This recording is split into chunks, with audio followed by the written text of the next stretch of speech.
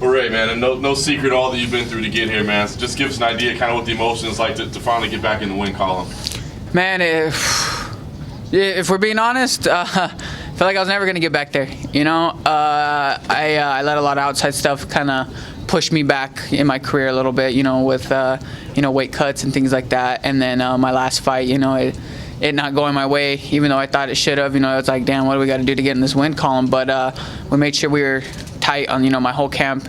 You know, over at Jackson Tacoma, we all made sure we were super on point for this camp with everything from, training to the weight cuts. So, you know, it feels amazing to finally be back in there. It feels like it's been forever. Well, it's been a while, but it feels like worse. Talk about how you battled through everything. I mean, we know what you had to deal with family and then professionally as well, man. I mean, there had to be points along the way where you're just like, this isn't worth it anymore. Yeah, man. I mean, truth be told, you know, I don't hide any secrets. I don't lie. I didn't know if we were gonna get to this point that we're at right now. I didn't know if there was gonna be, you know, much more of a road to keep going on at this point, you know. But I'm a very strong person, you know, and I've been through a lot my whole entire life, not just the last couple years. And I couldn't let my son down. You know, everything he's been through. You know, all the fights that he's had to fight through, I couldn't let him down. So I made sure that I picked myself up and said, hey, you get the hell up, bro. Stop being a little, you know what. And I made sure that I'm going to have a long career in this sport. And, I'm really happy with where I'm at. And I have a good mindset going forward. How'd you feel like performance tonight? All three judges gave the first round to him. So I mean, how'd you feel the fight was playing out? And that's one thing why I trust my coaches. You know, none of my coaches are ever gonna say, "Hey, good round. You know, we won that round. You're so fantastic. Yada yada yada. Let me hug you real quick, kiss you on the cheek in between rounds." Nah, my coaches will tell me straight. And my coach told me, "Hey, we need this last round.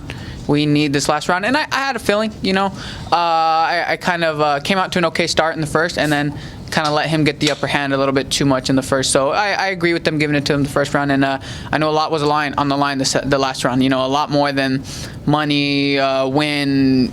I knew my career was probably on the line at that point. Incredible. What's going through your head at that point? If you feel like your career's on the line, I mean, are you thinking bad thoughts, good thoughts? What's happening? It's obviously, if you could tell yourself while you're in there, hey man, if you don't win this last round, you might be, in the can. But more than that, it was more of like, I don't need this last round. My coaches don't need this last round. My son needs this last round. My son needs this win, and wins in the future as well. So, that's kind of what kept me going. I was exhausted. I probably, blew my load on that guillotine. It was there. I heard him squealing, but my arms were damn tired. Last thing for me, I know you're going to want to enjoy this moment for sure, but now that you are back in the win column, where do you go from here? I mean, what's the plan moving forward? Are you trying to get busy quickly, make up for lost time? What's the idea? Hell yeah, man. I mean, this I've never been one to like a 3-month gap, man. Like my whole career has been boom, boom, boom, and then fights started to kind of like space out as I got in the UFC, come together, space out, and I want to keep it consistent, and that's going to be easier moving forward, just because I've really tightened up shit that I need to tighten up on the outside. I'm not shy to say that I can eat like a little fatty sometimes, so that's kind of what made my cuts to 25 hard. But I'm a grown man now. I turned 26 in 2 weeks, so I got that stuff on lock now. You said you've made some drastic life changes in order to be more focused and in there. Did that make this camp harder for you, or did it almost energize you going into this fight? It made it easy, man. I mean, it made this camp easy. I mean, we started our cut that night. We're like, all right, let's do this cut. We were done in an hour, like straight up an hour, and an easy hour too, not like a dramatic, locked in a sauna for an hour. We were there, done in an hour. So, it helped. It helped. It was a lot less stress going into this fight and going into fight week. You mentioned your career at 125. It seems like the UFC is building that back up again. They've signed some new people. Do you have any desire to go back down? Hey, sign me up, man. Hell yeah, I want back in that division. My move to bantamweight was based off of like I said, bad life habits. Not being an adult about my career. I started to think of my career as an obligation rather than a privilege. And if we're gonna be truth be told, my now striking coach Nick Urso kind of put me in check, because he not only did he like get on my ass about, hey, let's make sure we get it done. you know, he reminded me of all the people that probably deserve to be here as well that aren't, and the opportunity that I have, and I need to make the most of it. And last thing for me, you said in between your last fight and this one that if you ever missed weight again or you pulled out of a fight for any other reason rather than serious injury, that you would quit the sport of MMA. Does that statement still hold true? Yeah, that statement holds true, man. I mean, unless I get hit by a car or something crazy, nah, I'll be there. Hell, if we're honest, even if that does happen, from now on moving forward, it better really mess me up to make me miss a fight. That's one thing I would pride in myself on, is I never missed a fight. I never backed out of a fight, no matter what the circumstances. I've gone, I mean, hell, if we're sitting here, you know, talking honesty, I've gone into like lower level pro fights with, you know, criminal stuff going on. So, you know, like a lot of like random ass shit going on. So, and it never stopped me. So, you know, at this point forward, nothing's gonna stop me. So what was the emotions like throughout fight week? You know, you're going, like, you're here at the hotel, you got your family, weight cut's going good. Was there any point in the week you were like, something could happen, you know, because considering all the things over the past year that kept you out of the cage? No, not really. I mean, just make sure I'm aware of all objects around me when I'm jumping into a tub, or my buddies like to make jokes. They say, hey, don't get into any bus unless like Oprah's throwing a dolly through it or something. So, but no, I'm you know, that kind of shit don't play through my mind anymore. And what did it feel like when you finally stepped into the octagon and like, finally I'm here again, everything's been solid, now all I gotta do is take care of business?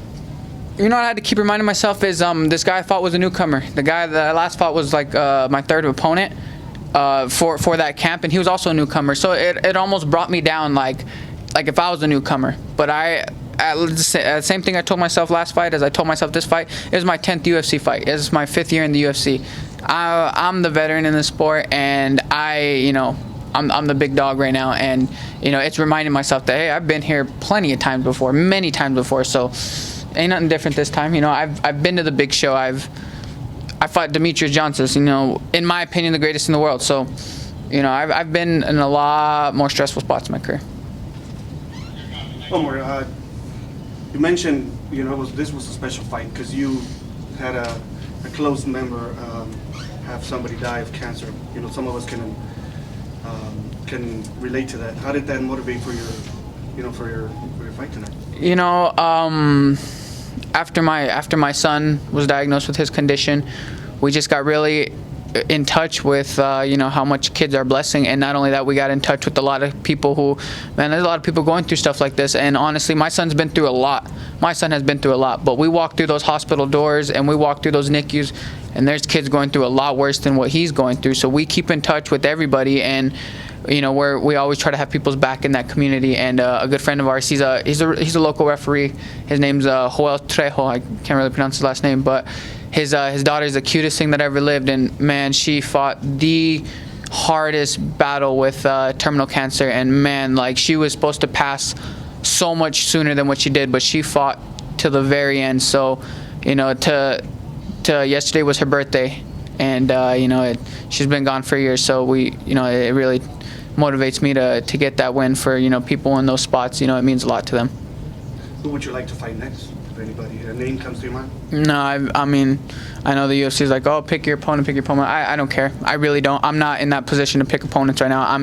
The position I'm in is to continue to show up, continue to win, and to continue to put on good performances. So whoever they throw at me, I've never said no before, and I really don't care. So, you know, no names at this point. Right, how's your son? He's doing fantastic. He was just back here with me, but he's tired, man. This is a lot for him. So, you know, he's back with his mom right now. He's doing fantastic. Yeah, we saw you go get them like right after you won. You know, how sweet was that to go see them right after you win? That's something, honestly, a friend of mine, Cowboy Cerrone, every fight he wins, he pulls his boy in there with him, and it touches me because, you know, his boy's cute. You know, his boy, you know, it's family. And every time I see him do that, I tell myself, I want that. You know, I want to be able to pull my son in there and experience what I'm experiencing. And so it was a very big moment for me.